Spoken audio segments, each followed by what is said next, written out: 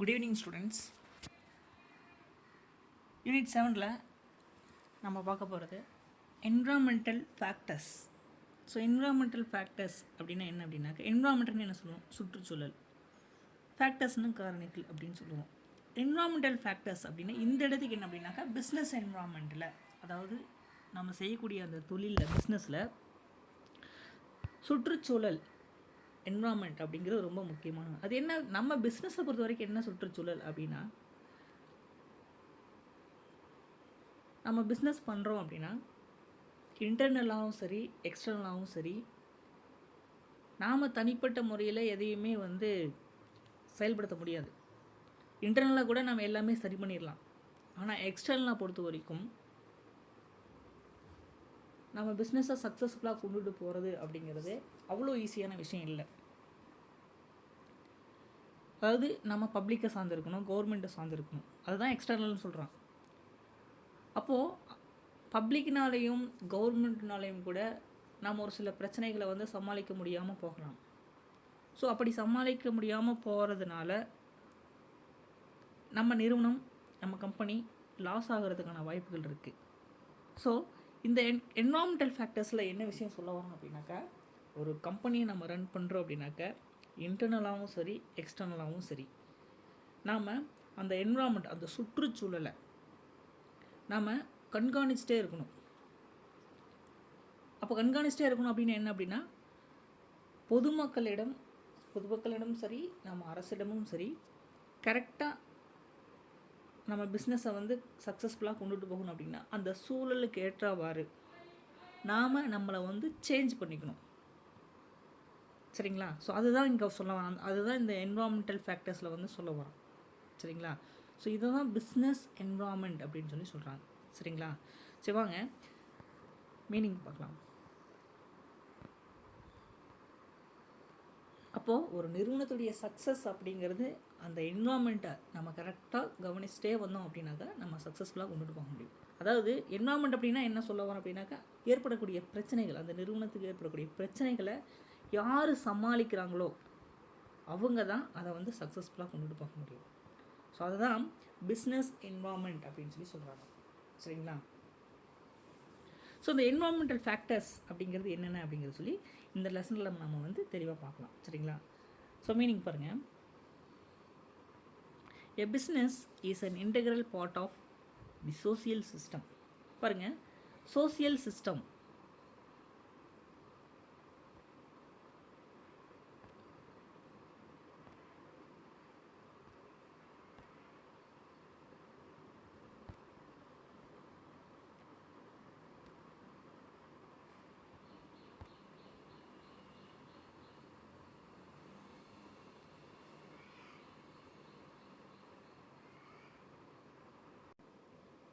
அப்போது பிஸ்னஸ் அப்படிங்கிறது as an integral part of the social system, அந்த ஒட்டுமொத்த சமூக அமைப்பினுடைய ஒரு ஒருங்கிணைந்த பகுதியை தான் நம்ம என்ன சொல்கிறோம் அப்படின்னா பிஸ்னஸ் அப்படின்னு சொல்கிறோம். சரிங்களா? the sum total of all factors, both internal and external, which has an impact on the functioning of business, can be termed as business environment. The sum of total of all factors, both internal and external. இப்போது business environment அப்படிங்கிறது அந்த வணிகத்தினுடைய சுற்றுச்சூழல் அப்படின்னு சொல்கிறோம். இந்த வணிகத்தினுடைய சுற்றுச்சூழல் அப்படிங்கிறது எதை சார்ந்து இருக்குது அப்படின்னாக்க, the sum total of all factors, both internal and external. அப்போது அந்த வணிகத்தை, அந்த பிஸ்னஸை சுற்றி இருக்கக்கூடிய அந்த பிஸ்னஸ் மீது இம்பேக்ட், அந்த வணிகத்தின் மீது ஆதிக்கம் செலுத்தக்கூடிய இன்டர்னல் அண்ட் எக்ஸ்டர்னல், உட்புற வெளிப்புற காரணிகளுடைய ஒரு தொகுப்பு தான் என்ன சொல்கிறோம் அப்படின்னா, அது இன்டர்னலாக சரி எக்ஸ்டர்னலாக இருக்கக்கூடிய எல்லாமே ஒன்று சேர்ந்து தான் பிஸ்னஸ் என்விரான்மெண்ட், வணிகத்தினுடைய சுற்றுச்சூழல் அப்படின்னு சொல்கிறாங்க. The aggregate of all factors, forces and institutions which are external to and beyond the control of an individual business enterprise, but which exercise a significant influence on the functioning and growth of individual enterprises, business environment. The aggregate of all factors forces and institutions which are external to and beyond the control of an individual business enterprise but which exercise a significant influence on the functioning and growth of individual enterprises business environment. அப்போது ஒரு business environment அந்த வணிக நிறுவனத்தினுடைய கட்டுப்பாடு அப்படிங்கிறது எங்கே இருக்குது அப்படின்னாக்கா அந்த நிறுவனத்துக்கு அப்பாற்பட்ட இருக்கக்கூடிய அந்த ஃபேக்டர்ஸ்,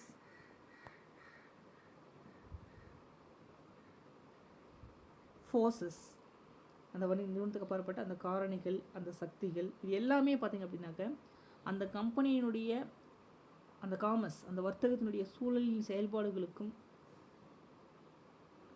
அதனால் ஏற்படக்கூடிய அந்த வளர்ச்சியில் ஒரு குறிப்பிட்ட ஒரு செல்வாக்கை வந்து ஏற்படுத்தக்கூடிய வகையில் இருக்குது. Growth functioning and growth of individual enterprise business environment. So சிம்பிளாக சொல்லப்போனால் ஒரு பிஸ்னஸ் அப்படிங்கிறது தனிப்பட்ட முறையில் இல்லை, சரிங்களா? அந்த சோசியல் சிஸ்டம் சமூகத்தினை சார்ந்து தான் இருக்கிறது, சரிங்களா? ரெண்டாவது, the sum of total of all factors, அதாவது ஒரு நிறுவனத்துடைய ஒட்டுமொத்த வளர்ச்சியும் இன்டர்னலாக இருந்தாலும் சரி, எக்ஸ்டர்னலாக இருந்தாலும் சரி, இந்த ரெண்டையுமே யார் வந்து கரெக்டாக அந்த என்விரான்மெண்ட்டை கரெக்டாக ஃபாலோ பண்ணுறாங்களோ, அந்த வணிகத்தினுடைய சுற்றுச்சூழலை கவனித்து கரெக்டாக யார் கொண்டு விட்டு போகிறாங்களோ, ஸோ அந்த நிறுவனத்தினுடைய வெற்றி அப்படிங்கிறது சார்ந்திருக்கு, சரிங்களா? நெக்ஸ்ட் பாருங்கள். It is a dynamic in nature since it keeps changing. அதாவது it is a dynamic in nature since it keeps changing. அதாவது ஒரு பிஸ்னஸை பொறுத்த வரைக்கும் மாற்றம் அப்படிங்கிறது இயற்கையாகவே மாறிக்கிட்டே இருக்கும். இதை வந்து மாறிக்கிட்டே இருக்கக்கூடியதான். அதான் சொல்கிறான், கீப்ஸ் சேஞ்சிங், மாறிக்கிட்டே இருக்கக்கூடியது. Therefore, any strategic decision relating to a business can be taken only after scanning the environment for a SWOT analysis of the strengths, weakness, opportunities and threats. அடுத்ததாக கவனிங்க. Therefore, any strategic decision relating to a business can be taken only after scanning the environment for a SWOT analysis. So, SWOT அப்படின்னா strength, weakness, opportunities and threats. எந்த ஒரு நிறுவனமாக இருந்தாலும் சரி, ஒரு decision எடுக்கணும் அப்படின்னாக்க ஸ்ட்ராட்டஜிக் டிசிஷன் எதை சார்ந்து இருக்குது அப்படின்னாக்க இந்த ஸ்வாட் அனலைசிஸை சார்ந்து தான் இருக்குது. ஸோ ஸ்ட்ரென்த் அப்படின்னா அந்த பலம் அப்படிங்கிறத சொல்லுவோம், வீக்னஸ் அப்படிங்கிறது பலவீனம் அப்படிங்கிறத சொல்லுவோம், ஆப்பர்ச்சுனிட்டிஸ் அப்படிங்கிறது வாய்ப்புகள் அப்படின்னு சொல்லுவோம், த்ரெட்ஸ் அப்படிங்கிறது அச்சுறுத்தல்கள். ஸோ இந்த நாளையுமே எந்த ஒரு நிறுவனம் கரெக்டாக ப்ராப்பராக மேனேஜ் பண்ணதோ அந்த நிறுவனம் தான் வெற்றியை வந்து சந்திக்கும். த internal environment which is controllable yields the strength and weakness of an organization, while the external environment which is uncontrollable relates to the factors namely opportunities and threats. பாருங்கள் என்ன ஸ்வாட் அனலைசிஸில் ஃபஸ்ட்டு ரெண்டு பாருங்கள், strength and weakness of an organization, the external அதாவது ஸ்ட்ரென்த்தும் வீக்னஸும் இது எல்லாமே பார்த்திங்க அப்படின்னாக்கா அந்த நிறுவனத்தினுடைய இன்டர்னல் என்விரான்மெண்ட்ஸ். இன்டர்னல் என்விரான்மெண்ட்ஸை நம்ம என்ன பண்ணலாம் அப்படின்னாக்கா நாம் வந்து சரி செய்யக்கூடிய வகையில் இருக்கும்.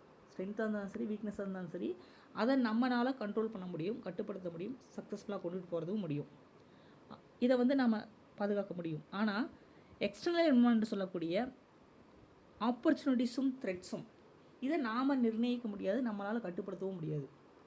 இது வந்து எக்ஸ்டர்னலாக இருக்குது. எக்ஸ்டர்னலாக இருக்கும்போது அப்போது வெளி காரணியாக இருக்கிறதுனால இதை நம்மளால் கட்டுப்படுத்த முடியாது, சரிங்களா? அப்போது இப்படிப்பட்ட சூழ்நிலை the understanding of business environment is essential for taking important decisions and ensuring success. ஆக நம்ம முக்கியமான முடிவுகளை எடுக்கிறதுக்கு, அந்த வெற்றியை வந்து உறுதி செய்கிறதுக்கும் நம்ம என்விரான்மெண்டல் ஃபேக்டர்ஸை, அந்த சுற்றுச்சூழலை வந்து புரிந்து கொள்வது அப்படிங்கிறது ரொம்ப ரொம்ப முக்கியமான ஒன்று, சரிங்களா? இன்டர்னலாக தான் நம்ம சமாளிச்சுக்கலாம், எக்ஸ்டர்னல் ஃபேக்டர்ஸ் நம்ம என்றைக்குமே நம்ம நிர்ணயிக்க முடியாது, சக்ஸஸ்ஃபுல்லாக கொண்டுட்டு போகவும் முடியாது, சரிங்களா? நெக்ஸ்ட் பாருங்கள், meaning and definition of environment. அந்த வணிக சூழலினுடைய மீனிங்கும் டெஃபினேஷனும் நம்ம பார்க்கலாம். பிஃபோர் தட் நம்ம டெஃபினேஷன் பார்க்கலாம். பாருங்கள், according to Bayard O Wheeler, according to Bayard O Wheeler அப்படிங்கிறது வந்து பிஸ்னஸ் என்விரான்மெண்ட்டுக்கு ஒரு டெஃபினேஷன் கொடுக்குறாரு. அவர் என்ன சொல்ல வர்றார் அப்படின்னா, the total of all things external to firms and industries which affect their organization and operations. அவர் என்ன சொல்கிறார் பாருங்க, the total of all things external to firms and industries which affect the organization which affect their organization and operations அப்படின்னு சொல்கிறாரு. firms and industries, அந்த நிறுவனங்களும் சரி, industries அந்த தொழில்களும் சரி, இந்த ரெண்டுமே பார்த்தீங்க அப்படின்னா எக்ஸ்டர்னல் வெளிப்புறத்தை சார்ந்திருக்கு. ஸோ இது பார்த்தீங்க அப்படின்னா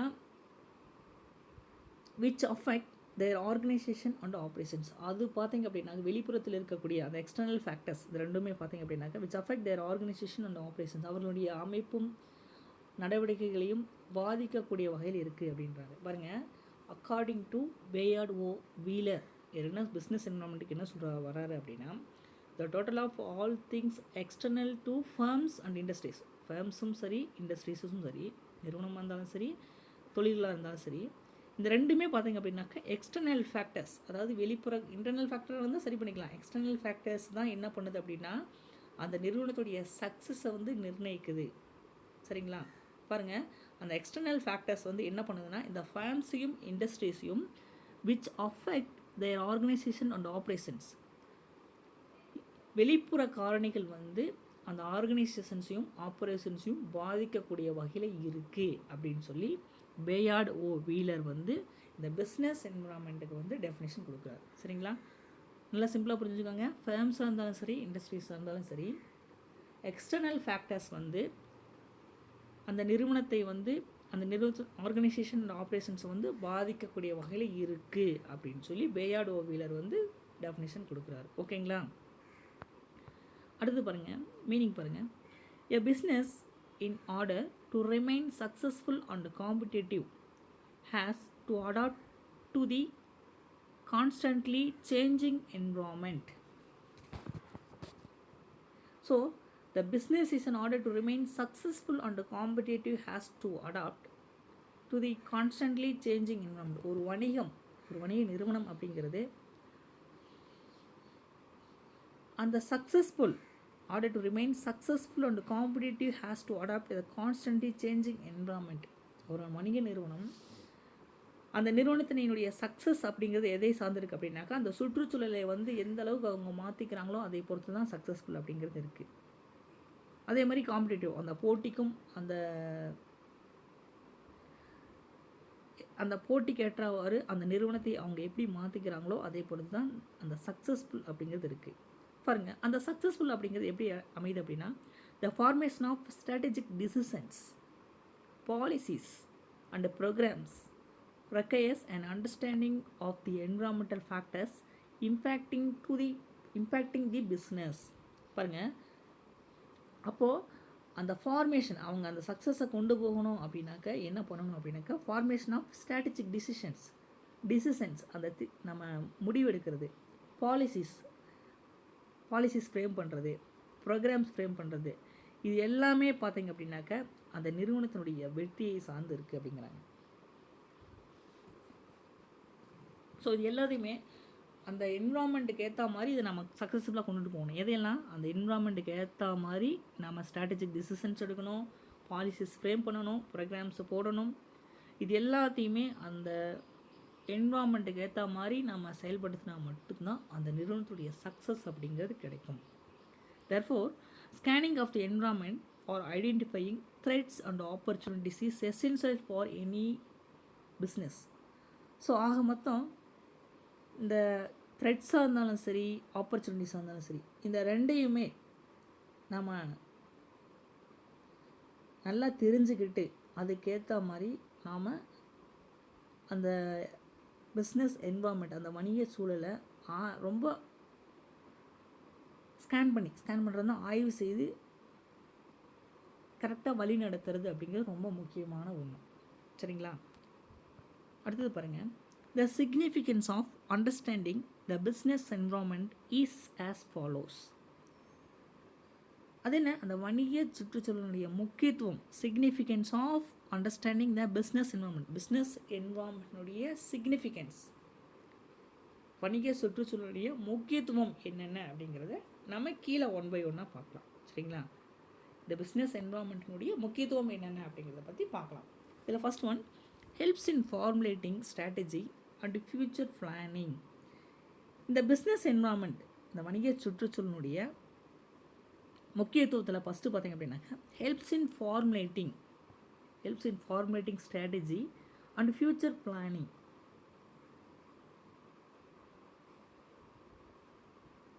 ஃபார்முலேட்டிங் ஸ்ட்ராட்டஜி, அந்த யுக்தி இருக்குது இல்லைங்களா, அந்த யுக்திகளை வந்து கரெக்டாக செயல்படுத்துறது, வகுக்கிறது. அண்டு ஃபியூச்சர் பிளானிங், எதிர்கால திட்டமிடுதலை வந்து மேற்கொள்வது. இதுக்கு எல்லாத்துக்குமே அந்த பிஸ்னஸ் என்வாரன்மெண்ட் அப்படிங்கிறது ரொம்ப முக்கியமான ஒன்று. பாருங்கள், the data relating to the business environment are used as a record for devising important business strategies and to plan for the future development of the business concerned. அதாவது இந்த டேட்டா அப்படிங்கிறது எந்த ஒரு நிறுவனமாக இருந்தாலும் சரி, நம்ம டேட்டா 5 இயர்ஸ்னுடைய டேட்டா, 3 இயர்ஸ்னுடைய டேட்டா, 8 இயர்ஸ்னுடைய டேட்டா, 10 இயர்ஸ்னுடைய டேட்டா, அந்த டேட்டாவை யார் கரெக்டாக ரெக்கார்ட் பண்ணிட்டு வராங்களோ, அப்படி ரெக்கார்ட் பண்ணிட்டு வந்தோம் அப்படின்னாங்க மட்டும்தான் ஃப்யூச்சரில் அந்த பிஸ்னஸை வந்து சக்ஸஸ்ஃபுல்லாக கொண்டு போகிறதுக்கான ஒரு வாய்ப்பை வந்து நம்ம ஏற்படுத்த முடியும். டேட்டா கரெக்டாக நம்ம கலெக்ட் பண்ணாமல் செயல்பட ஒரு நிறுவனத்தை வந்து ரன் பண்ணிட்டு வந்தோம் அப்படின்னாக்க கட்டாயம் ஃப்யூச்சரில் அந்த பிஸ்னஸை சக்ஸஸ்ஃபுல்லாக கொண்டு போகிறதுக்கான அந்த டிசிஷன் வந்து எடுக்க முடியாமல் போயிடும். ஸோ அதனால் டேட்டா அப்படிங்கிறது ரொம்ப ரொம்ப முக்கியமான ஒன்று. அந்த டேட்டாவை கரெக்டாக நம்ம கண்காணிச்சிட்டே வரணும். அப்படி வரதன் மூலமாக தான் நம்ம அந்த ஸ்ட்ராட்டஜிக் டிசிஷனை வந்து கரெக்டாக எழுதணும். ஸ்ட்ராட்டஜிக் டிசிஷனும் பிளானும் கரெக்டாக வந்து போட முடியும். ஸோ டேட்டா அப்படிங்கிறது ரொம்ப முக்கியமான ஒன்று. சரிங்களா? ரெண்டாவது பாருங்கள், enables to identify the opportunities available. Enable to identify the opportunities available அப்படின்னா என்ன சொல்ல வரேன் அப்படின்னா, ஐடென்டிஃபை ஆப்பர்ச்சுனிட்டிஸ், அந்த வாய்ப்புகளை வந்து கண்டறிவதற்கான ஒரு வாய்ப்பை வந்து ஏற்படுத்தி கொடுக்கும். The environmental factors. பாருங்க, the analysis of business environment helps a business to identify new opportunities. இந்த வணிக சூழலை வந்து நம்ம கரெக்டாக ஸ்கேன் பண்ணுறதுனால, ஆய்வு செய்கிறது மூலமாக அந்த புதிய வாய்ப்புகள் வந்து நம்ம ஈஸியாக வந்து கண்டுபிடிக்க முடியும். To identify new opportunities. சரிங்களா? ஃபார் எக்ஸாம்பிள் சொல்கிறேன் பாருங்கள். For example, in the 80s doctor Reddy identified the need for quality service in health care and started Apollo hospitals. பாருங்கள், 80ஸில் டாக்டர் ரெட்டி அப்படிங்கிறவர் இந்த ஹாஸ்பிட்டலில் இதில் அந்த சுகாதார சேவையில் ஒரு நல்ல தரமான சேவையினுடைய தேவைகளை வந்து அவர் அடையாளம் கண்டு அப்போலோ மருத்துவமனையை வந்து அவர் என்ன பண்ணார் அப்படின்னாக்கா ஆரம்பித்தார்.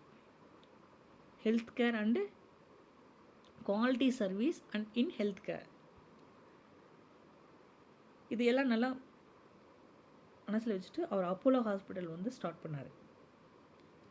He has a pioneer in corporate hospital care and thus enjoys the first ever advantage in offering world class medical facilities in India. So அவர் பார்த்தீங்க அப்படின்னாக்க கார்ப்பரேட்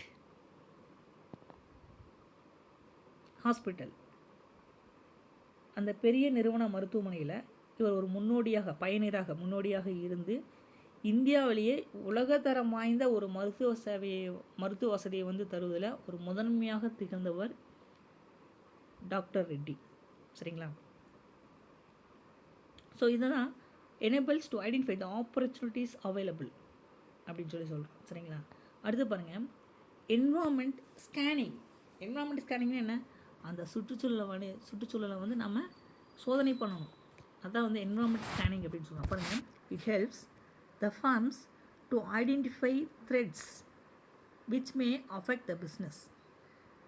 அதாவது நம்ம பிஸ்னஸில் பாதிப்பை ஏற்படுத்தக்கூடிய அந்த அச்சுறுத்தல்களை வந்து நம்ம என்ன பண்ணணும் அப்படின்னா அடையாளம் கண்டு அதில் இருந்து நம்ம வணிக நிறுவனங்களை வந்து காத்து கொள்வதற்கான அந்த சுற்றுச்சூழல் ஸ்கேனிங் அப்படிங்கிறது ரொம்ப முக்கியமான ஒன்றுன்னு சொல்கிறோம். Thus measures can be taken by the firm to overcome the threats. So நம்மளுடைய என்வரான்மெண்ட் ஸ்கேனிங் அப்படிங்கிறது என்ன, நம்ம நிறுவனம் ரன் பண்ணிகிட்ருக்கோம், அந்த நிறுவனத்துக்கு ஏதாவது பிரச்சனைகள் ஏற்படுது அப்படின்னா அது என்ன பிரச்சனை அப்படிங்கிறத நம்ம கரெக்டாக தெரிஞ்சுக்கிட்டு அதிலிருந்து நம்ம பாதுகாக்கிறதுக்கான என்ன முடிவை எடுக்கணுமோ அதை கரெக்டாக செஞ்சுட்டோம் அப்படின்னாக்கா அந்த பாதிப்புலேருந்து நம்ம வந்து பாதுகாத்துக்கலாம். சரிங்களா? அப்போ என்வரான்மெண்ட் ஸ்கேனிங் அந்த சுற்றுச்சூழலை வந்து நம்ம கவனிச்சுட்டே இருக்கணும் அப்படின்னு சொல்லி சொல்கிறாங்க. சரிங்களா? அடுத்தது business AIDS. So business AIDS அப்படின்னா என்ன சொல்ல வரோம் அப்படின்னா, it stimulates systematic monitoring of environment which helps business in taking steps to cope with the rapid changes.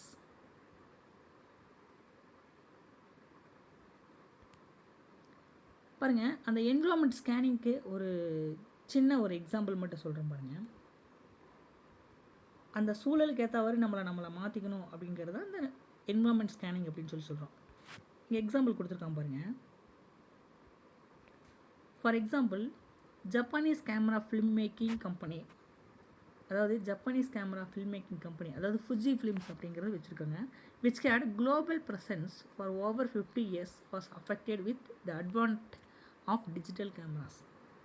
அதாவது 50 ஆண்டுகளாக அந்த திரைப்படத்தில் கேமரா தயாரிப்பில் முன்னோடியாக இருந்தவர்கள் அந்த ஜப்பானி திரைப்பட கேமரா தயாரிப்பு ஃபுஜி ஃபிலிம்ஸ். இவங்க என்ன பண்ணுறாங்க பாருங்கள், அந்த திரைப்பட கேமரா தயாரிப்பில் வந்து பயனீராக இருந்தவங்க. சரிங்களா? பாருங்கள், which had global presence for over 50 years, 50 ஆண்டுகளாக முன்னோடியாக இருந்தாங்க. Was affected with the advent of digital cameras. இந்த டிஜிட்டல் கேமராஸ் வந்து வருகை தந்ததுனால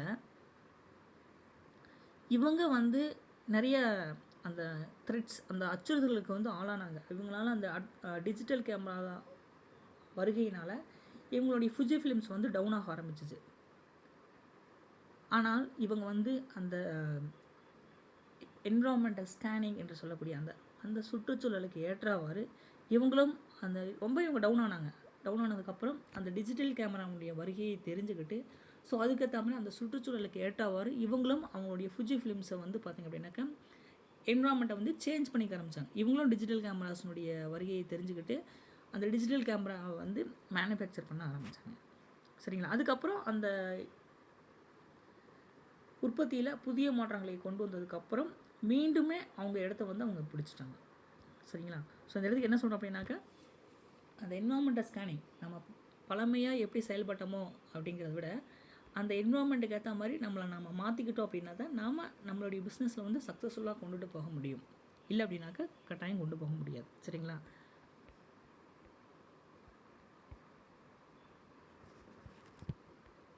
அதுதான் என்விரான்மெண்டல் ஸ்கேனிங் அப்படின்னு சொல்லி சொல்கிறோம். அடுத்தது பிஸ்னஸ் எய்ட்ஸ். பிஸ்னஸ் எய்ட்ஸ் அப்படின்னா என்ன சொல்கிறோம் அப்படின்னாக்கா, அந்த மாற்றங்களை வந்து உருவாக்குறதுப்பா, அதுதான் பிஸ்னஸ் எய்ட்ஸ் அப்படின்னு சொல்கிறோம். பாருங்கள், இட் ஸ்டிமுலேட்ஸ்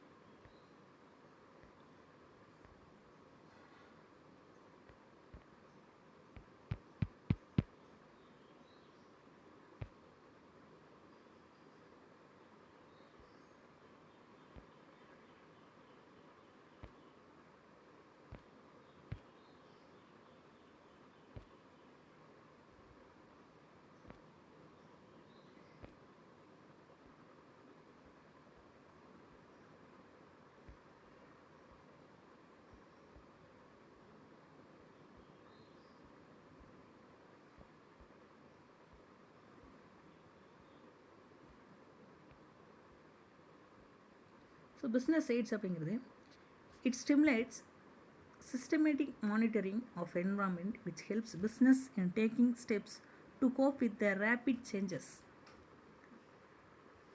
இவங்க பிஸ்னஸ் எய்ட்ஸ் அப்படிங்கிறது இந்த இடத்துக்கு என்ன சொல்கிறாங்கன்னா, இட் ஸ்டிமுலேட்ஸ் தூண்டி விடுறது. எப்படி அப்படின்னா, சிஸ்டமேட்டிக் மானிட்டரிங் ஆஃப் என்விரான்மெண்ட், அந்த சுற்றுச்சூழலை நம்ம முறையாக வந்து கரெக்டாக கவனிச்சிட்டே வந்தோம் அப்படின்னாக்க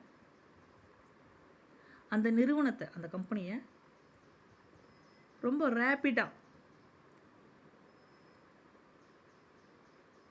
விரைவான முன்னேற்றத்தை வந்து உறுதி செய்யக்கூடிய வகையில் உதவிகரமாக இருக்கும். அந்த பிஸ்னஸ் சைட்ஸ் அப்படிங்கிறது அந்த நம்ம என்வரான்மெண்ட்டை கரெக்டாக கவனிச்சிட்டே வந்தோம் அப்படின்னாக்க நாம் நம்ம நிறுவனத்தில் ஒரு சில மாற்றங்களை வந்து உருவாக்க முடியும் அப்படின்னு சொல்கிறாங்க. அதுதான் பிஸ்னஸ் சைட்ஸ். சரிங்களா? சுற்றுச்சூழலை நல்லா கவனமாக கவனிச்சுட்டு வந்தோம் அப்படின்னாக்க நாம் கம்பெனியை வந்து நல்ல மாற்றங்களை வந்து நம்ம உருவாக்க முடியும் அப்படிங்கிறது பிஸ்னஸ் சைட்ஸ் அப்படின்னு சொல்கிறாங்க. சரிங்களா? அடுத்து பாருங்கள், public image. So public image அப்படிங்கிறது எது சொல்கிறோம் அப்படின்னாக்க பொதுமக்களிடமிருந்து ஒரு நல்ல பெயரை வாங்குறது. எப்படி நல்ல பெயரை வாங்க முடியும் பாருங்கள். Environmental analysis helps a business to enhance its image by being sensitive and quickly responding to the changing environment and needs of people. பாருங்க, அப்போ அந்த என்விரான்மெண்ட், அந்த சுற்றுச்சூழலை வந்து கரெக்டாக நம்ம கவனிச்சிட்டே வந்தோம் அப்படின்னாக்க நாம் நம்ம பிஸ்னஸில் ஒரு சில சக்ஸஸ் வந்து கொண்டு வர முடியும். இந்த மாறக்கூடிய இந்த என்விரான்மெண்ட்டில் மக்களுடைய தேவைகளையும் உடனடியாகவும் ரொம்ப விரைவாகவும் நம்ம ரெஸ்பான்ஸ் பண்ணணும் அப்படின்னாக்க பப்ளிக்கிட்டேருந்து ஒரு நல்ல இமேஜ் வந்து நமக்கு கிடைக்கும். சரிங்களா? ஃபார் எக்ஸாம்பிள் பாருங்கள், large scale retail stores like Aditya Birla, அதாவது பெரிய நிறுவனமாக பெரிய அளவிலான அந்த சில்லறை விற்பனை கடையில் பார்த்தீங்க அப்படின்னாக்க இந்த ஆதித்யா பிர்லாஸ் இவங்க பார்த்தீங்க அப்படின்னா மோர் அப்படிங்கிற ஒரு ஆப்ஷன் வச்சுருக்காங்க. Are now providing home delivery services. இவங்களுடைய வியாபாரத்தை மட்டும் பார்க்காம ஹோம் டெலிவரியும் கூட பண்ணுறாங்க. ஸோ நம்ம கடையை வச்சுட்டு ஒரு டிபார்ட்மெண்டல் ஸ்டோர் வச்சுருக்கோம் அப்படின்னாக்கா டிபார்ட்மெண்டல் ஸ்டோரை வச்சுட்டு மட்டும் இருந்தால் மட்டும் பத்தாது. ஸோ மக்களுக்கு அந்த டோர் டெலிவரி ஃபெசிலிட்டிஸும் ஏற்படுத்தினா மட்டும்தான் நமக்கு பொதுமக்கள் வந்து ஒரு நல்ல இமேஜ் வந்து கிடைக்கும். சரிங்களா? ஸோ இந்த மாதிரி தான் பப்ளிக்கிட்டேருந்து ஒரு இமேஜை வந்து நமக்கு க்ரியேட் பண்ணிக்கணும். சரிங்களா? நெக்ஸ்ட்டு பாருங்கள், types of business environment. Types of business environment அப்படின்னு என்ன சொல்கிறாங்க? பிஸ்னஸ் என்விரான்மெண்ட், அந்த வணிக சூழலினுடைய வகைகள் என்னென்ன அப்படின்னு சொல்லி பார்க்கலாம். The business environment can be classified as follows. இந்த பிஸ்னஸ் வணிக சூழலை வந்து வகைப்படுத்தியிருக்காங்க. எப்படியெல்லாம் வகைப்படுத்தியிருக்காங்க பாருங்கள். ஃபஸ்ட்டு பிஸ்னஸ், அதாவது வணிகம் அப்படிங்கிற சொல்லக்கூடியது. இந்த வணிகத்தை எப்படியெல்லாம் வகைப்படுத்தியிருக்காங்க அப்படின்னா இன்டர்னல் என்விரான்மெண்ட், அடுத்தது மைக்ரோ என்விரான்மெண்ட், அடுத்தது மேக்ரோ என்விரான்மெண்ட் அப்படின்னு சொல்லி இந்த பிஸ்னஸ் என்விரான்மெண்ட்டை வந்து 3 டைப்பாக வந்து பிரிச்சிருக்காங்க. சரிங்களா? ஸோ இதை நம்ம வந்து 1 by 1 பார்க்கலாம். சரிங்களா? ஸோ இன்டர்னல் என்விரான்மெண்ட் அப்படின்னு என்ன சொல்லுவோம் அப்படின்னாக்கா அந்த உட்புற சூழலை தான் நம்ம இன்டர்னல் என்விரான்மெண்ட் அப்படின்னு சொல்கிறோம். அடுத்து மைக்ரோ என்விரான்மெண்ட் அப்படின்னு என்ன சொல்லுவோம் அப்படின்னா அந்த மைக்ரோ அப்படின்னா நுண்ணிய அப்படின்னு நம்ம சொல்லுவோம் இல்லைங்களா? அப்போது மைக்ரோ நீங்கள் எக்கனாமிக்ஸில் படிச்சிருப்பீங்க, மைக்ரோ எக்கனாமிக்ஸ் மேக்ரோ எக்கனாமிக்ஸ்னு படிச்சிருப்பீங்க. ஸோ இந்த இடத்துக்கு மைக்ரோ அப்படிங்கிறது அந்த நுண்ணிய சூழல் அப்படிங்கிறத வந்து குறிக்குது. மேக்ரோ அப்படிங்கிறது பரந்த சூழலை வந்து குறிக்குது. சரிங்களா? ஸோ ஒரு பிஸ்னஸில் இந்த மாதிரியான என்விரான்மெண்ட் வந்து இருக்குது அப்படின்னு சொல்கிறாங்க. சரிங்களா? இதை நம்ம 1 by 1 பார்க்கலாம். ஃபஸ்ட் அதில் நம்ம பார்க்க போகிறது இன்டர்னல் என்விரான்மெண்ட் அப்படின்னா என்ன அப்படிங்கிறது, எக்ஸ்டர்னல் என்விரான்மெண்ட் அப்படின்னா என்னென்னு பார்க்கலாம். சரிங்களா? ஸோ இன்டர்னல் என்விரான்மெண்ட் அப்படின்னா உங்களுக்கே தெரியும், நான் முன்னாடியே சொன்னேன், உங்களுக்கும் தெரியும். பாருங்கள், இன்டர்னல் என்விரான்மெண்ட் அப்படிங்கிறது என்ன அப்படின்னா internal environment refers to those factors within an organisation. அதாவது அந்த இன்டர்னல் ஃபேக்டர்ஸ் இன்டர்னல் என்விரான்மெண்ட் அப்படிங்கிறது என்ன அப்படின்னா ஒரு கம்பெனியினுடைய உட்புறத்தோடு தொடர்புடைய காரணியை தான் நம்ம இன்டர்னல் என்விரான்மெண்ட் அப்படின்னு சொல்லி சொல்கிறோம். எக்ஸாம்பிள் பாருங்கள், policies and programmes, organisational structure, employees, financial and physical resources. So இது எல்லாமே பார்த்திங்க அப்படின்னாக்க ஒரு நிறுவனத்திற்கு உள்ளார இருக்கக்கூடிய விஷயங்கள் இல்லைங்களா? பாலிஸாக இருந்தாலும் சரி, ப்ரோக்ராம்ஸாக இருந்தாலும் சரி, ஆர்கனைசேஷனல் ஸ்ட்ரக்சராக இருந்தாலும் சரி, எம்ப்ளாயீஸாக இருந்தாலும் சரி, ஃபினான்ஷியல் ரீதியாக இருந்தாலும் சரி, ஃபிசிக்கல் ரிசோர்ஸஸ், இது எல்லாமே ஒரு நிறுவனத்திற்கு உட்புறத்தில் இருக்கக்கூடிய செயல்பாடுகள். சரிங்களா? These factors can be changed or altered and hence are known as controllable factors. இது எல்லாத்தையுமே பார்த்திங்க அப்படின்னா நம்மளால் அந்த இன்டர்னல் என்விரான்மெண்ட் அந்த நிறுவனத்தினால் கேன் பி சேஞ்சு, மாற்றலாம், ஆல்ட்ரேஷன் பண்ணலாம், கண்ட்ரோல் பண்ணலாம். இது எல்லாமே வந்து அந்த நிறுவனத்தினால் கண்ட்ரோல் பண்ணக்கூடிய விஷயமா இருக்குது. அப்போது அதனால இது என்ன சொல்கிறோம் அப்படின்னாக்கா இன்டர்னல் என்விரான்மெண்ட் அப்படின்னு சொல்லி சொல்கிறோம். ஓகேங்களா. ரெண்டாவது பாருங்கள் external environment. So external environment அப்படின்னா என்ன, வெளிப்புற சூழல் அப்படிங்கிறதா எக்ஸ்டர்னல் என்விரான்மெண்ட்னு சொல்கிறோம். பாருங்கள் external environment refers to those factors outside the business. These factors by and large are beyond the control of business and hence uncontrollable. Example, economic, political and socio-cultural factors. So பொருளாதாரம், political and socio-cultures, பொருளாதாரம், அரசியல், சமூக கலாச்சாரம், இது எல்லாமே பார்த்திங்க அப்படின்னாக்க வெளிப்புற காரணிகளாக இருக்குது. ஸோ இந்த வெளிப்புற காரணிகளை நம்மளால் கட்டுப்படுத்த முடியாது. சரிங்களா. அதான் சொல்கிறேன் பாருங்கள், இந்த வெளிப்புற சூழல் அப்படிங்கிறது என்ன அப்படின்னாங்க ஒரு கம்பெனிக்கு, ஒரு பிஸ்னஸுக்கு வெளியே இருக்கக்கூடிய காரணிகளை வந்து குறிக்கக்கூடியது. இதில் எந்த ஒரு மாறுதலையும் ஒரு கட்டுப்பாட்டையும் ஒரு வணிக நிறுவனத்தினால் ஒரு பிஸ்னஸ்னால் எந்த ஒரு மாற்றத்தையும் ஏற்படுத்தவே முடியாது. சரிங்களா. இது எல்லாமே அன்கண்ட்ரோலபிள் ஃபேக்டர்ஸ். இதெல்லாம் economic, political, socio cultural factors. நம்ம இன்டர்னல் ஃபேக்டர்ஸில் வந்து நம்ம இதெல்லாம் கண்ட்ரோல் பண்ண முடியும். எது programmes, policies, organisation structures, employees, financial, physical, இது எல்லாமே இன்டர்னல் ஃபேக்டர்ஸில் நம்ம கட்டுப்படுத்த முடியும். ஆனால் இங்கே எக்ஸ்டர்னல் என்விரான்மெண்ட்டில் எக்கனாமிக்காக இருக்கட்டும், பொலிட்டிக்கலாக இருக்கட்டும், சோசியோ கல்ச்சரலாக இருக்கட்டும், இது எதையுமே நம்மளால் கட்டுப்படுத்த முடியாது. இது எல்லாமே அன்கண்ட்ரோலபிள் ஃபேக்டர்ஸ். சரிங்களா. அப்போ உங்களுக்கு இன்டர்னல் என்விரான்மெண்ட் அப்படின்னா என்ன, எக்ஸ்டர்னல் என்விரான்மெண்ட் அப்படின்னா என்னங்கிறது உங்களுக்கு புரிஞ்சிருக்கும். சரிங்களா. நெக்ஸ்ட்டு பாருங்கள், அதில் ஃபஸ்ட்டு இன்டர்னல் என்விரான்மெண்ட் அப்படின்னா உட்புற சூழல் அப்படின்னா என்னன்னு சொல்லி நம்ம பார்க்கலாம். சரிங்களா. ஸோ இன்டர்னல் என்விரான்மெண்ட் அப்படிங்கிறது எதையெல்லாம் குறிக்குது அப்படின்னு பாருங்கள். இந்த சார்ட்லேயே கொடுத்துருக்கான் பாருங்கள். இந்த இன்டர்னல் என்விரான்மெண்ட் ஃபேக்டர்ஸ் அப்படிங்கிறது எதெல்லாம் அப்படின்னா, ஸோ இந்த இன்டர்னல் என்விரான்மெண்ட் ஃபேக்டர்ஸில் என்னெல்லாம் இருக்குது அப்படின்னாக்க ஃபர்ஸ்ட் ஒன்று பாருங்கள், vision and objectives. So vision, objectives என்ன, குறிக்கோள்கள், விஷன் என்ன, பார்வை, இதை சார்ந்து இருக்குது. ரெண்டாவது வேல்யூ சிஸ்டம், மதிப்பு. அடுத்தது R&D capital structure, marketing and assets, அந்த உட்புற அதிகார உறவுகள், இது எல்லாமே R&D, ரிசர்ச் அண்ட் டெபாசிட், இது எல்லாமே மார்க்கெட்டிங், அசெட்ஸ், இது எல்லாமே ரொம்ப முக்கியமான ஒன்று. அடுத்தது கம்பெனியுடைய இமேஜ், அந்த நிறுவனத்துடைய மதிப்பு. அடுத்தது ஹியூமன் ரிசோர்ஸ், மனித வளம். அடுத்தது இன்டர்னல் பவர் ரிலேஷன்ஸ். ஸோ இது எல்லாமே பார்த்திங்க அப்படின்னாக்கா ஒரு நிறுவனத்திற்கு உள்ளார இருக்கக்கூடிய விஷயங்கள், உட்புற சூழல்கள் அப்படின்னு சொல்லி இந்த ஆரையுமே நம்ம குறிப்பிடலாம். சரிங்களா. ஸோ இதை பற்றி தான் நம்ம இப்போது எக்ஸ்ப்ளனேஷனாக பார்க்கலாம். The major internal factors affecting business decisions are, business decision, அந்த வணிக முடிவுகளை பாதிக்கக்கூடிய முக்கிய உட்புற காரணிகள் என்னென்ன அப்படிங்கிறத சொல்லி நம்ம இப்போ ஒன் பை ஒன்னாக அதை நம்ம டிஸ்கஸ் பண்ணலாம். சரிங்களா. அதில் ஃபஸ்ட் ஒன்று பாருங்கள், value system. So value system அப்படின்னா என்ன சொல்லுவோம் அப்படின்னாக்கா மதிப்பு அமைப்பு அப்படிங்கிறத நம்ம வேல்யூ சிஸ்டம் அப்படின்னு சொல்லி சொல்கிறோம். ஆனால் பாருங்கள், இந்த டயக்ராமில் வந்து ஃபஸ்ட்டு விஷன் அண்ட் அப்ஜெக்டிவ்ஸ் தான் கொடுத்துருக்காங்க. ஆனால் இங்கே ரெண்டாவது இருக்கக்கூடிய வேல்யூ அண்ட் சிஸ்டம் தான் முதல்ல கொடுத்துருக்காங்க. சரி பரவாயில்ல, நம்ம வேல்யூ அண்ட் சிஸ்டமே ஃபஸ்ட்டு பார்த்துட்டு அதுக்கப்புறம் ஒன் பை ஒன்னாக vision and objectives step by ஸ்டெப்பாக பார்த்துக்கலாம். சரிங்களா. இது எப்படி கொடுத்துருக்கோம், எக்ஸ்ப்ளனேஷன் கொடுத்துருக்கோம், அதே மாதிரி நம்ம பார்த்துக்கலாம். இதில் பாருங்கள், first value system. So value system அப்படிங்கிறது மதிப்பு அமைப்பு அப்படிங்கிறது வேல்யூ சிஸ்டம் அப்படின்னு சொல்லி சொல்கிறோம். ஸோ அப்படின்னா என்னென்னு பாருங்கள், the value of the founder. ஃபவுண்டர்னா யார், அந்த வணிக நிறுவனத்துடைய நிறுவனர் அப்படிங்கிறத நம்ம ஃபவுண்டர் அப்படின்னு சொல்லுவோம்.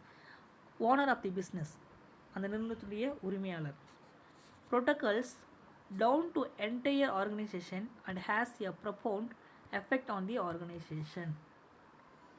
ஸோ அந்த வணிக நிறுவனத்துடைய நிறுவனர்கள், உரிமையாளர்கள், இவங்க மேலே இருக்கக்கூடிய மதிப்புகளில் ஏற்படக்கூடிய அந்த மதிப்புகளில் ஏற்படக்கூடிய பாதிப்புகளும் வெளிநபருடைய மதிப்பை பொறுத்தே தான் அந்த நிறுவனத்துடைய வெற்றி அப்படிங்கிறது சார்ந்திருக்கு.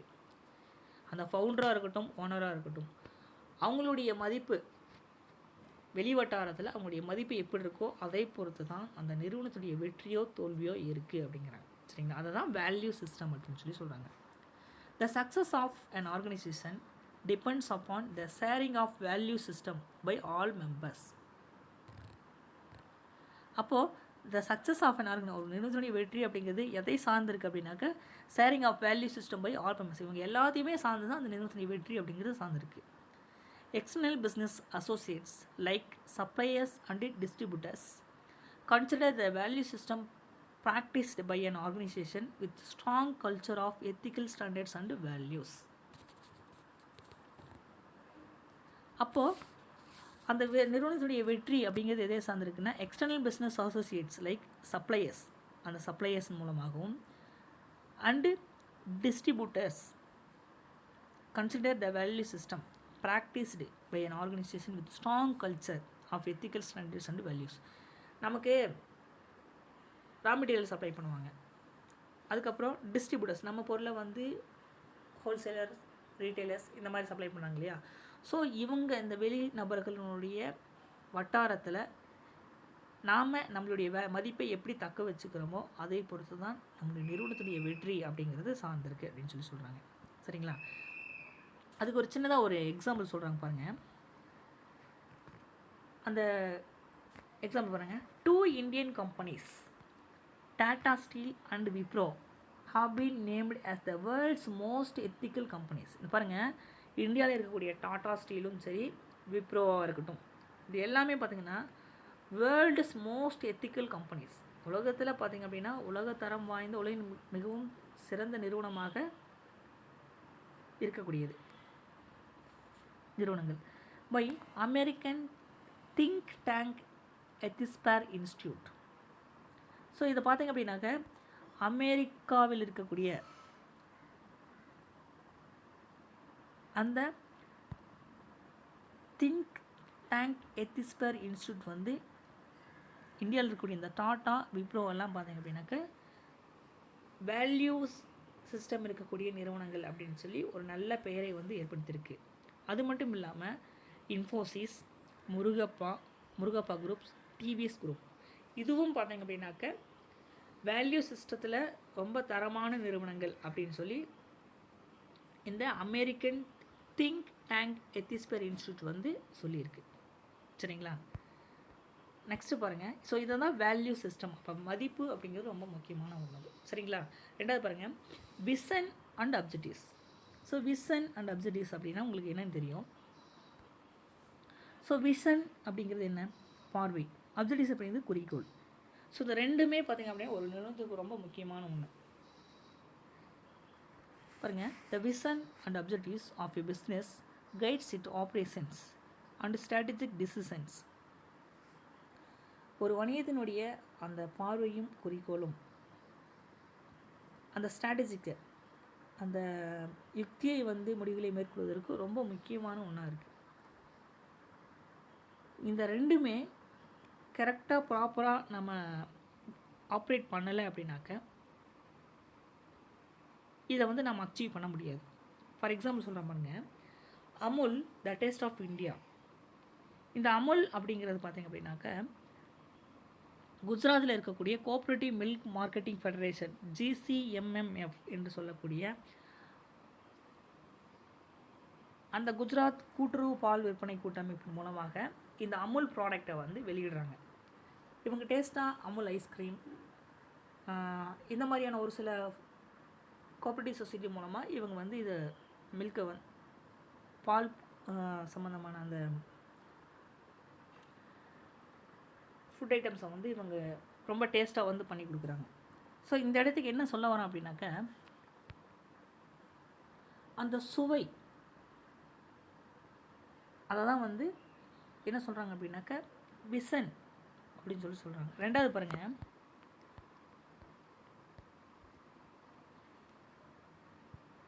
அந்த சுவை தான் வந்து நமக்கு மெயின் அப்ஜெக்டிவாக இருக்குது. ரெண்டாவது விஷன் அப்படிங்கிறது எதை சொல்கிறான் பாருங்கள், liberate our farmers from economic operation and lead them to prosperity. அடுத்தது இவங்களுடைய நோக்கம், விஷன், பார்வை எப்படி இருக்குது அப்படின்னாக்கா அவங்களுடைய ஃபார்மர்ஸ், நம்மளுடைய விவசாயிகளுக்கு பொருளாதார ரீதியாக அவங்கள வந்து சிறப்பாக வழிநடத்துவதே இவங்களுடைய எதிர்கால பார்வையாக இருக்குது அப்படின்னு சொல்லி சொல்கிறாங்க. சரிங்களா? அப்போது உங்களுக்கு விஷன் அண்ட் அப்ஜெக்டிவ்ஸ்னால் என்னென்னு, அப்ஜெக்டிவ் என்ன, இந்த அமுல் ப்ராடக்டை வந்து ரொம்ப டேஸ்ட்டாக வந்து மக்களுக்கு வந்து சப்ளை பண்ணணும், அது நோக்கம். சரிங்களா? அடுத்து விஷன் அப்படிங்கிறது என்ன அப்படின்னா, எப்போவுமே இந்த கூட்டுறவு பால் அந்த மில்க் கோஆப்ரேட்டிவ் சொசைட்டியில் அங்கே இருக்கக்கூடிய விவசாயிகளுக்கு எப்போவுமே ஒரு செழிப்புடனே அவங்கள வந்து வழிநடத்துவது இவங்களுடைய எதிர்கால பார்வையாக இருக்குது. அதை தான் விஷன் அப்படின்னு சொல்லி சொல்கிறாங்க. சரிங்களா? இப்போ விஷன் அப்ஜெக்டிவ்ஸ் வந்து உங்களுக்கு மீனிங் புரிஞ்சிருக்குன்னு நினைக்கிறேன். அடுத்து பாருங்கள், மேனேஜ்மெண்ட் ஸ்ட்ரக்சர் அண்டு அச்சர். மேனேஜ்மெண்ட் ஸ்ட்ரக்சர் அப்படின்னா என்ன அப்படின்னா, இந்த மேலாண்மையை வந்து நம்ம அமைக்கிறது. அண்டு அச்சர் அதனுடைய இயல்பு எப்படிங்கிறத நம்ம பார்க்கலாம். The structure of management or board and the style of functioning, the level of professionalism of management, the composition of the board or the various factors which affect the decision making. So அது பாருங்கள், ஒரு நிறுவனத்தை வந்து decision making அப்படிங்கிறது ரொம்ப முக்கியமான ஒன்று. சரிங்களா? இந்த டிசிஷன் மேக்கிங்கை வந்து அஃபெக்ட் பண்ணக்கூடிய வகையில் இருக்கக்கூடியது என்னென்னா, structure of management, board, their style of functioning, level of professionalism of management, composition of board. இது எல்லாம் இந்த வேரியஸ் ஃபேக்டர்ஸ் எல்லாமே அந்த டிசிஷன் மேக்கிங் எடுக்கிறதுக்கு ரொம்ப பாதிப்படையக்கூடிய வகையில் இருக்கக்கூடியதாக இருக்குது. இதெல்லாமே பாதிப்பை ஏற்படுத்தக்கூடிய வகையில் காரணிகளாக இருக்கக்கூடியதான் இந்த எல்லாமே. சரிங்களா? அப்போது since the board is the highest decision making authority, its composition, degree of professionalism and style of operations plays a very critical role. இது எல்லாமே பார்த்திங்கன்னா very critical role in the growth and development of an organisation. இது எல்லாமே பார்த்திங்க அப்படின்னாக்க ஒரு நிறுவனத்துடைய வளர்ச்சியை வந்து மேம்பாட்டில் ரொம்ப முக்கியமாக இருக்கக்கூடியது. சரிங்களா? அப்போ இது எல்லாத்தையுமே கரெக்டாக மேனேஜ் பண்ணினா மட்டும்தான் வளர்ச்சியையும் காண முடியும். டிசிஷன் மேக்கிங் இதெல்லாம் வச்சு கரெக்டாக டிசிஷன் மேக்கிங் எடுத்தால் மட்டும்தான் அந்த முடிவை வந்து கரெக்டாக எடுக்கிறதுனால growth அண்ட் டெவலப்மெண்ட் அப்படிங்கிறது சரியாக இருக்கும். சரிங்களா? ஸோ மேனேஜ்மெண்ட் ஸ்ட்ரக்சர் அண்ட் ஆக்சர் அப்படின்னு உங்களுக்கு என்னென்னு புரிஞ்சிருக்கும். அடுத்து பாருங்கள், internal power relations. Internal power relations அப்படின்னு என்ன, அந்த நிறுவனத்தினுடைய மதிப்பு எப்படி இருக்குன்னு பாருங்கள். அந்த நிறுவனத்தினுடைய உட்புற மதிப்பு அப்படின்னு சொல்லலாம். This refers to the internal power relations that exist in an organization.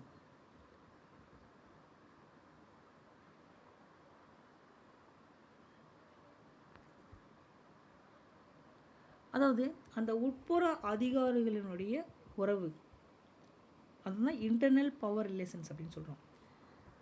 This refers to the internal power relations that exist in an organization. எந்த ஒரு நிறுவனமாக இருந்தாலும் சரி, அந்த நிறுவனத்தில் இருக்கக்கூடிய அந்த அதிகார உறவு அப்படிங்கிறது ரொம்ப முக்கியமான ஒன்று. அந்த நிறுவனத்துக்குள்ளே தான் அந்த உறவு அப்படிங்கிறது இருக்குது. The relations among board members, between board members and the CEO and the level of support enjoyed by the board from its stakeholders, namely employees and shareholders, are significant factors which affects decision making and its implementation in an organization. அந்த நிறுவனத்தில் இருக்கக்கூடிய CEO, board members, இவங்களுக்கிடையே இருக்கக்கூடிய அந்த உறவுகளும், அது மட்டும் இல்லாமல் அதனுடைய ஓனர்ஸ், அதுக்கப்புறம் அங்கே இருக்கக்கூடிய ஸ்டாக் ஹோல்டர்ஸ், எம்ப்ளாயீஸ், அங்கே இருக்கக்கூடிய பணியாளர்கள், ஸ்டாக் ஹோல்டர்ஸ் பங்குதாரர்கள், இவங்க எல்லாமே பார்த்திங்கன்னா ஒரு நிறுவனம் எடுக்கக்கூடிய முடிவிலும் அதை செயல்படுத்துவதிலும் பாதிப்பை ஏற்படக்கூடிய முக்கிய காரணிகளாக இருக்கிறார்கள். சரிங்களா? ஸோ இன்டர்னல் பவர் ரிலேஷன்ஸ் அப்படிங்கிறது உட்புற அதிகார உறவுகள் அப்படின்னு சொல்லலாம். அந்த உட்புற அதிகாரிகள் உறவு அப்படிங்கிறது போர்டு மெம்பராக இருக்கலாம், சிஇஓ இருக்கலாம், அதுக்கப்புறம் அது கீழே இருக்கக்கூடிய stock holders, employees, share holders. Stock ஹோல்டர்ஸும் ஷேர் ஹோல்டர்ஸும் ஒன்று தான். சரிங்களா? ஸோ இது எல்லாம் இந்த எம்ப்ளாயீஸும் ஷேர் ஹோல்டர்ஸும் இவங்க எல்லாமே பார்த்திங்க அப்படிங்க, ரெண்டு பேர் இந்த எம்ப்ளாயீஸும் ஷேர் ஹோல்டர்ஸும் பார்த்திங்க அப்படின்னாக்கா ஒரு நிறுவனம் எடுக்கக்கூடிய அந்த முடிவிலும் அதனை செயல்படுத்திலும் பாதிப்பை ஏற்படுத்தக்கூடிய காரணிகளாக இருக்கக்கூடியவர்கள் இவர்கள் இருவருமே. சரிங்களா? எம்ப்ளாயீஸும் ஷேர் ஹோல்டர்ஸும். ஸோ ரொம்ப கேர்ஃபுல்லாக இவங்களை எல்லாம் செயல்படுத்தினால் மட்டுமே தான் அந்த நிறுவனத்தினுடைய ஒரு உட்புற அதிகார உறவு அப்படிங்கிறது சரியாக இருக்கும். நம்ம எம்ப்ளாயீஸை வந்து சரிவர நம்ம நடத்தலை அப்படின்னாக்கா ஒர்க் பண்ணுவானா, கரெக்டாக அவனுக்கு உண்டான சேலரியை கொடுத்தோம் அப்படின்னாக்கா அவன் ப்ராப்பராக ஒர்க் பண்ணுவான். அதே மாதிரி ஷேர் ஹோல்டர்ஸும் ரொம்ப முக்கியம். இவங்க 2 பேருமே வந்து ஒரு நிறுவனத்தினுடைய வளர்ச்சிக்கும் ரொம்ப டிசிஷன் மேக்கிங் எடுக்கிறதுக்கும் ரொம்ப முக்கியமான நபர்களாக இருக்கக்கூடியவர்கள். சரிங்களா? அடுத்தது ஹியூமன் ரிசோர்ஸ் அப்படிங்கிறது நம்ம மனித வளம் அப்படின்னு சொல்லுவோம். The success of an enterprise is solely dependent on its manpower. ஒரு நிறுவனத்துடைய வெற்றி அப்படிங்கிறது அந்த மேன் பவர் மூலமாக தான் இருக்குது. மேன் பவர்ஸ் இல்லை அப்படின்னாக்கா கட்டாயம் சக்ஸஸ் அப்படிங்கிறது இருக்காது. therefore the quality, skill, competency, right attitude and commitment of its human resource is essential for the success of an organization. அப்போது ஒரு கம்பெனியினுடைய வெற்றிக்கு காரணமானவர்கள் அந்த தரமான நல்ல quality, skill, competency, right attitude and commitment of its human resource. இது எல்லாமே மனித வளங்களுடைய ஹியூமன் ரிசோர்ஸ் இருக்கிறதுனால மட்டும்தான் அந்த நிறுவனத்துடைய வெற்றி அப்படியே சார்ந்திருக்கு. ஹியூமன் ரிசோர்ஸ் கிட்ட தான் இது எல்லாமே இருக்குது. Quality, skill, competency, right attitude, commitment of human resource, இது எல்லாமே பார்த்திங்க அப்படின்னாக்க மனித வளத்தினுடைய திறமையின் மூலமாக தான் அந்த நிறுவனத்தினுடைய வெற்றி அப்படிங்கிறது சார்ந்திருக்கு. சரிங்களா? அடுத்தது company image. So company image அப்படிங்கிறது என்ன சொல்லுவோம், அந்த நிறுவனத்தினுடைய மதிப்பு அப்படின்னு சொல்லலாம்.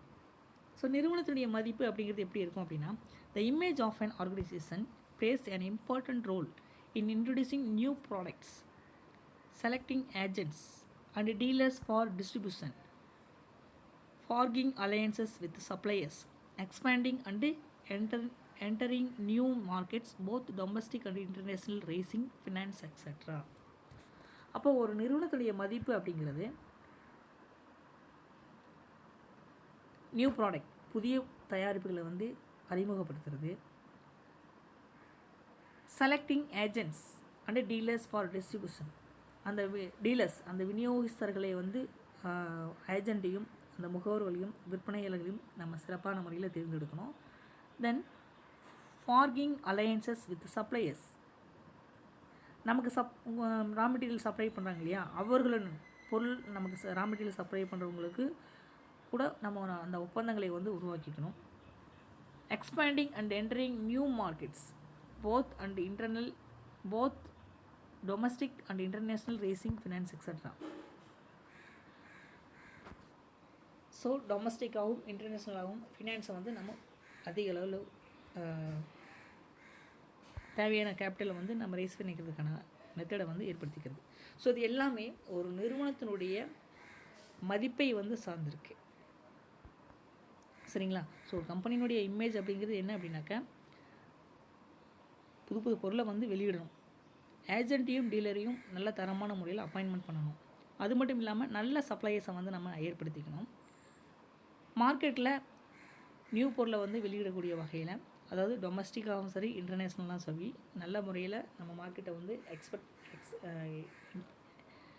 எக்ஸ்போர்ட் நிறைய பண்ணணும். அது மட்டும் இல்லாமல் டொமஸ்டிக்காகவும் இன்டர்நேஷ்னல் லெவல்லையும் நம்மளுடைய ஃபைனான்ஸை வந்து நம்ம அதிக அளவில் அதிகரிக்கிறதுக்கான முடிவை வந்து நம்ம ஏற்படுத்திக்கணும். இது எல்லாமே பார்த்திங்கன்னா ரொம்ப முக்கியமான ஒன்று. இதெல்லாம் தான் அந்த கம்பெனியினுடைய இமேஜை வந்து நல்ல முறையில் ஏற்படுத்தக்கூடியதாக இருக்குது. சரிங்களா? அடுத்தது other factors. So other factors அப்படிங்கிறது என்னென்ன அப்படின்னா, இது எல்லாம் இல்லாமல் இப்போ நம்ம சொன்ன இந்த 6மே இல்லாமல் மற்ற ஒரு சில காரணிகள் இருக்குது. அது என்னலாம் அப்படின்னா, the firm's ability to innovate reflected by its research and development. Research and development ஒரு நிறுவனத்தினுடைய ஆராய்ச்சியும் வளர்ச்சியும் ரொம்ப முக்கியமான ஒன்று. The strength of its financial position, அது மட்டும் இல்லாமல் அந்த ஃபினான்ஷியல் பொசிஷனும் ரொம்ப முக்கியம். அண்ட் த கேபிட்டல் ஸ்ட்ரக்சரும் முக்கியம். த efficiency in managing the marketing and distribution network, அது மட்டும் இல்லாமல் மார்க்கெட்டிங்கும் மேனேஜும் ரொம்ப முக்கியமான ஒன்று. டிஸ்ட்ரிபியூஷன் அப்படிங்கிறது ரொம்ப முக்கியமான ஒன்று. And the physical resource like, அது மட்டும் இல்லாமல் ஃபிசிக்கல் ரிசோர்ஸஸ் லைக் பிளான்ட்டு, ஆலைகள், பில்டிங், அந்த கட்டிட தொழில்நுட்பம், பில்டிங் டெக்னாலஜி, அது other major factors on which affect the success of an business. So இது எல்லாமே நம்ம அது மேலே சொன்ன எல்லாமே பார்த்திங்க அப்படின்னாக்க ஒரு நிறுவனத்தினுடைய வெற்றியை பாதிக்கக்கூடிய முக்கிய காரணிகளாக இருக்குது. எதெல்லாம்? ரிசர்ச் டெவலப்மெண்ட் முக்கியம், ஸ்ட்ரென்த் ஆஃப் ஃபினான்ஷியல் பொசிஷன் முக்கியம், கேபிட்டல் ஸ்ட்ரக்சரும் முக்கியம், management in marketing and distribution நெட்வொர்க்கும் ரொம்ப முக்கியம்.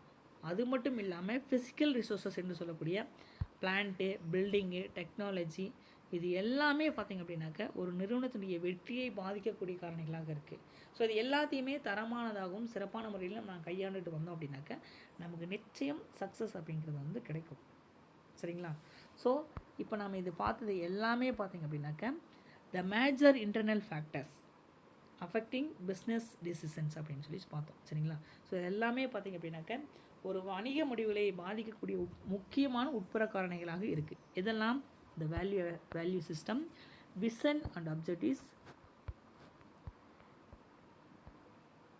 management structure and actor, internal power relations, human resource, company image, other factors. இது எல்லாமே ரொம்ப முக்கியமான ஒன்று. சரிங்களா? இது எல்லாமே இந்த இன்டர்னல் என்விரான்மெண்ட்டில் இருக்கக்கூடிய மிக முக்கியமான ஒன்று. சரிங்களா?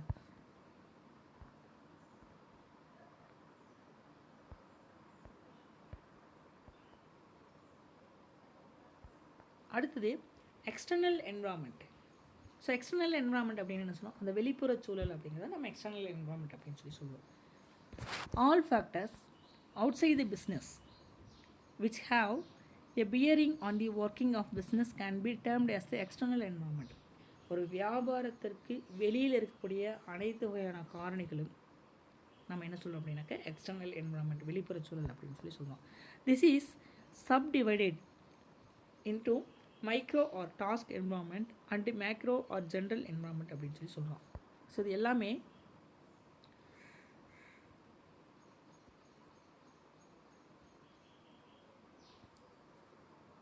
இதை எப்படி பிரிக்கலாம் அப்படின்னா micro or task environment and macro or general, micro macro அப்படின்னு சொல்லி இந்த எக்ஸ்டர்னல் என்விரான்மெண்ட்டை வந்து பிரிக்கலாம். சரிங்களா?